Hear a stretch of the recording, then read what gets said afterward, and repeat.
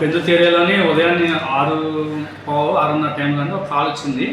ఇలాగ ఒక ఆమె చనిపోయి ఉంది, 65 ఇయర్స్, ఇంట్లో నేను చెప్పాను. దానికోసం ఎంక్వైరీ చేయడం కోసం వెంటనే దగ్గరలో ఉన్న మా కానిస్టేబుల్ వెంటనే వెళ్ళారు. అదేవిధంగా ఎస్ఐ గారిని పంపించాం.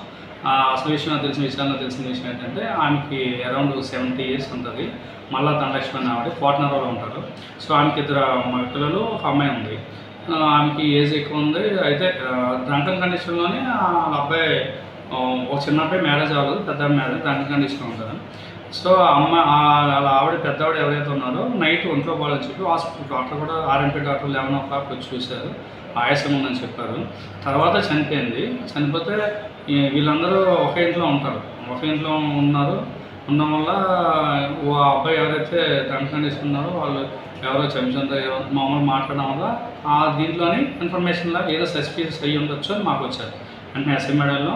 సో సస్పీషియస్ మ్యాన్లో ఏమన్నా చుట్టుపక్కల వెరిఫై చేసాం. వాళ్ళ స్టేట్మెంట్ కడితే వాళ్ళు నైట్ డాక్టర్ వచ్చారండి, ఆవేశం ఉందని చెప్పారు. 108 పిలిచాము. వాళ్ళు చనిపోయారని చెప్పారు. ఎలా బయట ఎటువంటి కూడా రక్తగాయాలు కానీ బయట పుట్టినట్టు.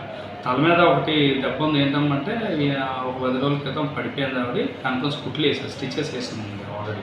సో కుట్లు వేశారు. అప్పటి నుంచి ఒంట్లో బాగాలేదని చెప్పి అన్నారు. తలకి దెబ్బతాలో అని చెప్పి మనకి చెప్పారండి. వాళ్ళ హస్బెండ్ మనకి కంప్లైంట్ ఇచ్చారు. 76 ఇయర్స్ ఆయన.